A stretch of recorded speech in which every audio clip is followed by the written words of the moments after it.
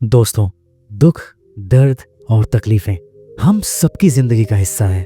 किसी का आज तो किसी का कल। ये ठीक मौसम की तरह है, आना और जाना दोनों ही तय है। पर हम में से कुछ इससे बुरी तरह टूट जाते हैं और कुछ तो अपना जीवन ही त्याग देते हैं और कुछ पूरी जिंदगी को असफल मान के बस जीने लगते हैं। आज की ये कहानी आपके दिल को तो छुएगी ही और अंत में आपसे एक सवाल भी पूछेगी। ये बुक आपको सिखाएगी कि आपकी जिंदगी की सबसे अंधेरी रात में भी एक नया सवेरा छुपा है, उसे ढूंढें कैसे। दोस्तों, तो क्या आप तैयार हैं इस यात्रा के लिए? तो फिर आइए बिना देरी के शुरू करते हैं। इस कहानी को शुरू करने से पहले मैं आपसे बस इतना कहना चाहूंगा कि इसके कुछ दृश्य आपको विचलित कर सकते हैं। अगर आप चाहें तो ऊपर या डिस्क्रिप्शन बॉक्स में दिए गए लिंक से इसका ऑडियो वर्जन सुन सकते हैं। इस कहानी को गहराई से महसूस करने के लिए कुछ शब्दों का समझना जरूरी है। पहला है नाजी कैंप, एक ऐसा नर्क जहां इंसानियत को शर्मसार करके इसका दम घोट दिया गया था। नाजी कैंप्स के अंदर दो तरह के कैंप्स होते थे। पहला कॉन्सेंट्रेशन कैंप्स, दूसरा एक्सट्रीमिनेशन कैंप्स।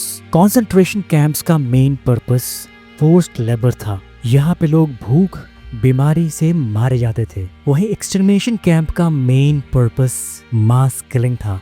लोगों को यहाँ बहुत ही क्रूर तरीके से मारने के लिए ही लाया जाता था। आप स्क्रीन पॉज करके कुछ और कंपैरिजन देख सकते हैं। हम नाजीज एरा की गहराइयों में किसी और वीडियो में जाएंगे। और आखिरी शब्द है होलोकॉस्ट। दोस्तों, होलोकॉस्ट इतिहास का सबसे भयानक नरसंहार था जिसमें 1941 से 1945 के बीच नाजी जर्मनी के 60 लाख यहूदियों की संगठित तरीके से हत्या की गई। इसके साथ ही रोमा समूह के लोग, विकलांग लोग, पोलिश और राजनीतिक कैदियों समेत लाखों अन्य लोगों को भी मारा गया। दोस्तों, अब इस बुक की कहानी पे वापस चलते हैं। मैन्स सर्च फॉर मीनिंग, जिसे कि लिखा है एक मशहूर न्यूरोलॉजिस्ट विक्टर फ्रैंकल ने, जो कि खुद एक होलोकॉस्ट सर्वाइवर थे।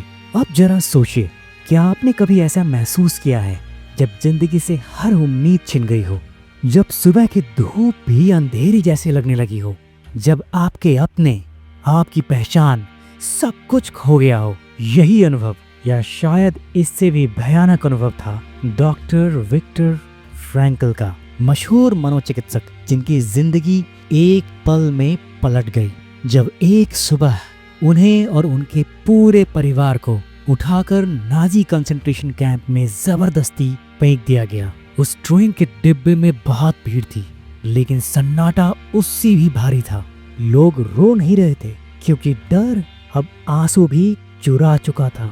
उस वक्त विक्टर को ये पता नहीं था कि ये आखिरी बार होगा जब वो अपनी पत्नी को देख पा रहे हैं। अगले 3 साल तक उन्होंने नरक से भी बदतर जगह में गुजारे, जहां इंसान बस एक नंबर था, नाम नहीं, जहां रोटी एक सपना थी और मौत हर कोने में खड़ी थी। डॉक्टर फ्रैंकल अपनी पत्नी से फिर कभी मिल नहीं पाए, पर कैंप में दूसरी औरतों को देख के उन्हें अंदाजा था कि उनकी पत्नी के साथ भी कैसी घिनौनी हरकतें की जा रही होंगी, उनके बूढ़े माँ बाप पे किस प्रकार की क्रूरता की जा रही होगी। इसका अंदाजा भर उन्हें जरूर था। डॉक्टर विक्टर फ्रैंकल की पत्नी का नाम टिली फ्रैंकल था। नाजीज कैंप में ही उनकी मौत महज 24 साल की उम्र में हो गई थी, भूख और बीमारियों की वजह से। उनकी मां की हत्या एक एक्सटर्मिनेशन कैंप में कर दिया गया था और उनकी पिता की मौत एक कंसंट्रेशन कैंप में भूख और बीमारियों की वजह से हुई। डॉक्टर विक्टर फ्रैंकल ने ये सब सहा। यकीनन हम में से किसी ने भी उस वक्त को नहीं देखा और यकीनन हम में से किसी ने भी इतनी गंभीर और नारकीय पीड़ा महसूस नहीं की होगी। फिर भी हम टूट जाते हैं, लेकिन डॉक्टर फ्रैंकल नहीं टूटे। उन्हें इस घनघोर अंधेरे में भी उन्होंने जीवन के अर्थ का प्रकाश देखा, अपने जीवन का उद्देश्य देखा, और यही जीवन के उद्देश्य की ज्योति इस अंधेरे में उनका एकमात्र सहारा था। इस बुक में वो लिखते हैं, मुझसे सब कुछ छिन गया, मेरा नाम, मेरे कपड़े, मेरी शादी की अंगूठी, पर एक चीज कोई नहीं छीन पाया, और वो थी मेरे सोचने की आजादी। उन्होंने देखा कुछ लोग भूखे रहकर भी दूसरों को अपनी रोटी का हिस्सा दे रहे हैं। कुछ लोग मौत से पहले आसमान की तरफ देखकर मुस्कुरा रहे हैं। क्यों? क्योंकि जब जिंदगी से सब कुछ छिन जाए तो जो चीज आपको जीवित रखती है वो है आपके जिंदगी का मकसद और आपकी आजाद सोच, क्योंकि मृत्यु भी अंत नहीं, आत्मा की नई यात्रा की शुरुआत है। डॉक्टर विक्टर फ्रैंकल ने इस भयानक अनुभव से गहरी बात सीखी कि इंसान सिर्फ सुख या खुशी से नहीं जीता, बल्कि इंसान जीता है उस क्यों से जो उसके जीवन को मायने देता है। यहाँ क्यों का मतलब है जीवन का मकसद। अगर किसी इंसान को यह पता है कि उसका जीवन किस लिए है, तो वह कितना भी दर्द, कठिनाई या संघर्ष सह सकता है। क्यों वो कारण है, उद्देश्य या मकसद जिसकी वजह से आप जिंदा हैं। वही आपको टूटने नहीं देता, बल्कि जिंदा रखता है। इसे इस तरह समझते हैं, एक माँ अपने बच्चे के लिए जीती है, उसका क्यों है उसके बच्चे के प्रति उसका प्यार।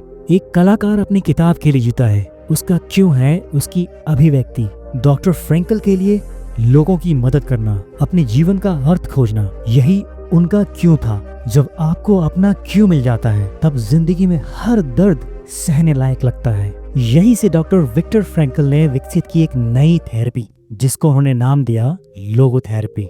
डॉक्टर फ्रैंकल एक ऑस्ट्रेलियन न्यूरोलॉजिस्ट, साइकोलॉजिस्ट, फिलोसोफर और खुद एक होलोकॉस्ट सर्वाइवर थे। डॉक्टर फ्रैंकल नाजियों के शासन के अंत होने के बाद अप्रैल 1945 में रिलीज कराए गए। 92 इयर्स के एज में ईयर 1997 में उनकी नेचुरल डेथ हुई। अब आइए वापस चलते हैं लोगोथेरेपी पे। डॉक्टर फ्रैंकल ने कहा, जब इंसान दुख में होता है, डिप्रेशन में होता है या किसी भी तरह के दर्द में होता है, तो उसके लिए सबसे बड़ी दवा होती है उसके जीवन का मकसद, उसका क्यों। लोगो का मतलब होता है मीनिंग यानी कि अर्थ, और थेरेपी यानी इलाज। तो लोगोथेरेपी सिखाती है, अगर आपको अपने जीवन का मकसद मिल गया तो दुनिया की कोई भी तकलीफ आपको तोड़ नहीं सकेगी। ये थेरेपी आपके मन को बदलती है, दवा से नहीं बल्कि मायने देकर। इसे इस तरह से समझते हैं, अगर कोई व्यक्ति अपने बच्चों के लिए जीना चाहता है, उसके जीवन का मकसद उसके बच्चों की ग्रोथ है, तो बड़ी से बड़ी बीमारी में भी वो हार नहीं मानता। लोगोथेरेपी कहती है, जिस इंसान को पता है मैं क्यों जी रहा हूँ, वो किसी भी कैसे को सह सकता है। यहाँ कैसे का मतलब है जीवन की मुश्किलें, दर्द और संघर्ष। डॉक्टर फ्रैंकल ने कहा, जिंदगी में अर्थ यानी कि मीनिंग को पाने के 3 रास्ते हैं। पहला, कुछ बनाना, कुछ क्रिएट करना। जब आप कोई चीज बनाते हैं, एक किताब, एक पेंटिंग, एक कंपनी या फिर एक सपना, तो उसमें आप अपनी पूरी आत्मा डालते हैं। आपका काम ही आपका मकसद बन जाता है। जो भी आप दुनिया को दे रहे हैं, वही आपके जीने की वजह बन जाता है। जैसे कि एक लेखक अपनी किताब के जरिए लोगों की सोच बदलता है, वो उसकी जिंदगी का अर्थ बन जाता है। दूसरा, किसी से सच्चा प्रेम। यहाँ मॉडर्न प्रेम की बात नहीं की जा रही, ऐसा प्रेम जो सिर्फ पाने के लिए नहीं, समर्पण के लिए हो। जब आप किसी को पूरी सच्चाई और अपनापन से चाहते हैं, तो वो इंसान, वो रिश्ता ही आपके लिए जीवन का क्यों बन जाता है। जैसे कि एक पिता अपने बच्चे के लिए हर दर्द सहता है, क्योंकि वो प्रेम ही उसके जीवन का अर्थ है। और तीसरा, पीड़ा को गरिमा से सहना। जब जिंदगी आपको तोड़ने पे उतारू हो और फिर भी आप हार मानने की बजाय खड़े रहे, तो आपका संघर्ष खुद एक मिसाल बन जाता है। जैसे किसी गंभीर बीमारी से लड़ता हुआ इंसान भी जब मुस्कुराता है, तो वो दूसरों के लिए उम्मीद बन जाता है। फ्रैंकल कहते हैं, दर्द हमारी लाइफ का हिस्सा है, लेकिन अगर आप उसमें अर्थ ढूंढ लें, तो वो आपको तोड़ने की बजाय निखार देता है। दोस्तों, डॉक्टर फ्रैंकल की इस बात से मुझे रामधारी सिंह दिनकर की एक काव्य रश्मि रथी से चंद पंक्तियां याद आ रही हैं। वर्षों तक वन में घूम घूम, बाधा विघ्नों को चूम चूम, सह धूप धाम पानी पत्थर, पांडव आए कुछ और निखर। द्वापर में पांडव 14 वर्षों तक वनवास में रह के मजबूत हुए थे, मजबूर नहीं। डॉक्टर फ्रैंकल तो अब नहीं रहे, पर उनकी बताए ये 3 रास्ते, क्रिएटिविटी, प्रेम और गरिमा से संघर्ष, आपको एक ऐसा मकसद दे सकते हैं जो किसी भी अंधेरे में रोशनी बनकर जलता रहेगा। डॉक्टर फ्रैंकल कहते हैं, दुख को टाला नहीं जा सकता, लेकिन हम उसे एक मतलब दे सकते हैं, और वही हमें बचाए रखता है। हम सबकी जिंदगी में कुछ दुख ऐसे होते हैं जिन्हें हम चाहकर भी रोक नहीं सकते। अपनों की मौत, बीमारी, अपमान, अकेलापन, ये सब हमारी मर्जी से नहीं होते। लेकिन फ्रैंकल कहते हैं, अगर हम उस दुख में भी अपने जीवन का अर्थ ढूंढ लें, तो वही दुख हमें तोड़ने की बजाय हमें संभाल सकता है। Doctor Frankl Nazi concentration camp में बंदी बनकर 3 साल तक रहे। फ्रैंकल ने भूख, ठंड, अपमान और अपनों की मौत सब कुछ सहा, लेकिन वहां भी उन्होंने देखा कुछ लोग हार कर टूट गए और कुछ लोग उतनी ही पीड़ा में अपने भीतर कुछ बड़ा खोजते रहे। उम्मीद, प्रेम, मकसद। फ्रैंकल ने खुद अपने मन में एक लक्ष्य रखा था, अगर मैं जिंदा रहा तो दुनिया को ये सिखाऊंगा कि इंसान हर हालत में भी अपने जीवन का अर्थ खोज सकता है। यही अर्थ, यही क्यों उन्हें जिंदा रखे रहा। जब शरीर भूख, प्यास, ठंड और बीमारियों की वजह से जवाब दे रहा था, तब मन एक अर्थ से जुड़कर मजबूत बना रहा। हम अपने दुख को बदल नहीं सकते, लेकिन हम तय कर सकते हैं कि उस दुख का मतलब क्या होगा। आप टूट सकते हैं, या आप उस टूटन से कुछ सीख कर दूसरों के लिए रोशनी बन सकते हैं। यही चुनाव इंसान और पशु को अलग बनाता है, और यही बात लोगोथेरेपी का दिल है। दोस्तों, दुख में भी अपने जीवन का अर्थ खोजें, यही आपको बचाए रखेगा। आज हम सब एक तेज दौर में हैं, सुख की तलाश में, आराम की तलाश में। सोशल मीडिया पे हमारे चेहरे मुस्कुराते हुए हैं, लेकिन फिर भी हम भीतर से खोखले हैं। क्यों? क्योंकि हम अपने क्यों को भूल गए हैं, या तो उससे बहुत दूर चले गए हैं और अपनी चारों ओर एक बनावटी दुनिया की दीवार बना रखी है। दोस्तों, फ्रैंकल हमें याद दिलाते हैं कि जिंदगी का अर्थ आपको कोई और नहीं बताएगा, ना आपके माता पिता, ना समाज, ना कोई गुरु या किताब, ना ही आपकी हाथ की लकीरों को पढ़ के कोई से बता पाएगा। वो हमें खुद ढूंढना होगा, क्योंकि जीवन का अर्थ एकदम व्यक्तिगत होता है। हर इंसान की कहानी अलग होती है, उसका दर्द अलग होता है, और इसलिए उसके जीवन का अर्थ भी उसे खुद ही खोजना होता है। जब डॉक्टर फ्रैंकल नाजी कैंप्स में थे, तो हर दिन मौत सामने होती थी। उनके अपने परिवार के लोग मारे गए, खाना न के बराबर था, और इंसानियत का नामो निशान नहीं था। लेकिन वहाँ भी कुछ लोग हर चीज खोकर भी जीवित थे, क्योंकि उनके पास एक क्यों था। उनके जीवन का मकसद अभी भी जिंदा था। डॉक्टर फ्रैंकल ने वहाँ सीखा, हम ये नहीं चुन सकते कि हमारे साथ क्या होगा, लेकिन हम ये चुन सकते हैं कि हम उसका अर्थ क्या निकालेंगे। दोस्तों, ये बिल्कुल भी जरूरी नहीं है कि जिंदगी का अर्थ हमें तभी मिलेगा जब सब कुछ अच्छा चल रहा हो।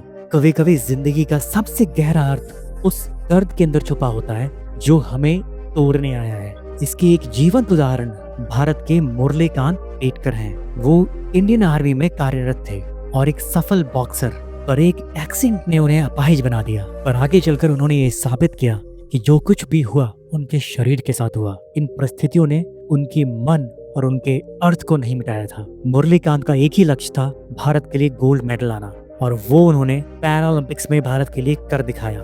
वो भारत के पहले पैरालंपिक्स गोल्ड मेडलिस्ट थे। हाल ही में उन्हें अर्जुन अवार्ड से भी पुरस्कृत किया गया। फ्रैंकल भी याद दिलाते हैं कि जिंदगी सवाल करती है हमसे, और जवाब हमें अपने कर्मों से देना होता है। अर्थ हमें दिया नहीं जाता, वो हमें जीवन के अनुभवों से खुद ही खोजना होता है। और अक्सर सबसे गहरा जवाब हमें वहीं मिलता है जहाँ सबसे ज्यादा दर्द होता है।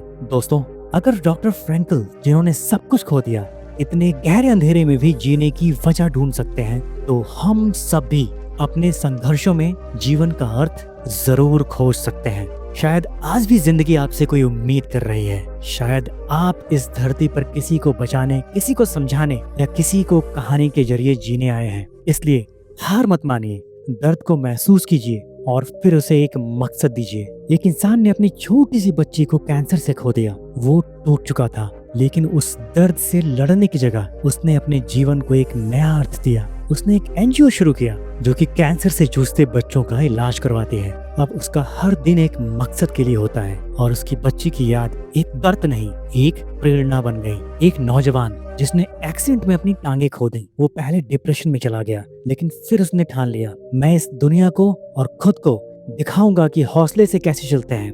आज वो व्हील चेयर में बैठकर मैराथन दौड़ता है, लोगों को मोटिवेट करता है। उसका शरीर भले ही चल ना पाए, लेकिन उसका दर्द अब लाखों लोगों को जीना सिखा रहा है। और डॉक्टर फ्रैंकल खुद अपने माता पिता, पत्नी, भाई को खोने के बाद, नाजी कैंप्स में अकल्पनीय यातना सहने के बाद भी उन्होंने कभी आत्महत्या करने की नहीं सोची। उन्होंने उस दर्द को किताबों में ढाला और लाखों लोगों को जीने की वजह दी। उन्होंने सीखा, दर्द से भागो मत, उसे अर्थ दो, तभी वो तुम्हें तोड़ने की बजाय जोड़ेगा और एक बेहतर इंसान बनाएगा। तो दोस्तों, कभी लगे कि जिंदगी आपसे कह रही है अब सब खत्म, आप उससे कहिए नहीं, अब असली शुरुआत है। दोस्तों, दर्द को दबाओ मत, उसे अपनाओ और उसे एक मकसद दो। क्योंकि वही दर्द आपकी ताकत, आपकी कहानी और किसी और की उम्मीद बन सकता है। क्योंकि जैसे फ्रैंकल कहते हैं, जिसके पास क्यों होता है वो किसी भी कैसे को सह सकता है। दोस्तों, यहाँ पर मैं भगवत गीता का एक श्लोक भी आपको याद दिलाना चाहूंगा।